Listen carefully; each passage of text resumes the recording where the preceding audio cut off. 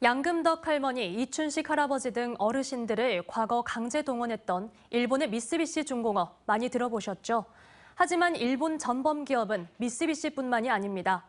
일본 가와사키 중공업에 끌려가 강제 노역을 해야 했던 피해자들이 소송을 냈었는데 오늘에서야 1심 판결이 나왔습니다. 송정근 기자입니다.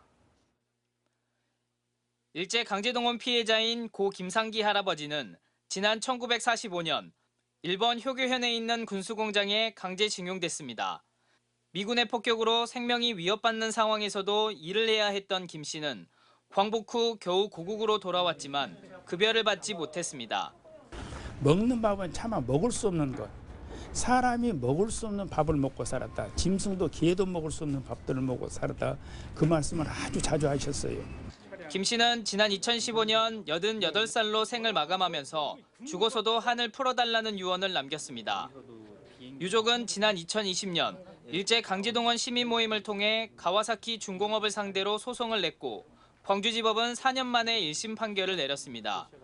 광주지법 민사 3단독 박상수 부장판사는 일본 가와사키 측이 유족 1명에게 1,538만여 원을 배상하라고 주문했습니다.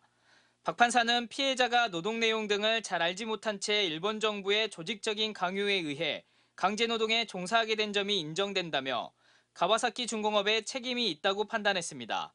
피고 가와사키 중공업의 책임을 인정했다는 점에서는 의미가 있는 것 같습니다. 피해자가 거기에서 피해를 입었다는 사실이 객관적인 자료를 통해서 확인되지 않았다 이런 식으로 이야기를 했었는데요.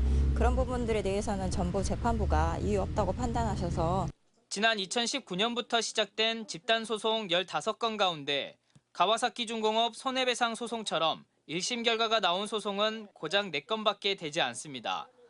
나머지 11건 가운데 5건은 변론이 진행 중이고 6건은 소장이 송달조차 되지 않았습니다.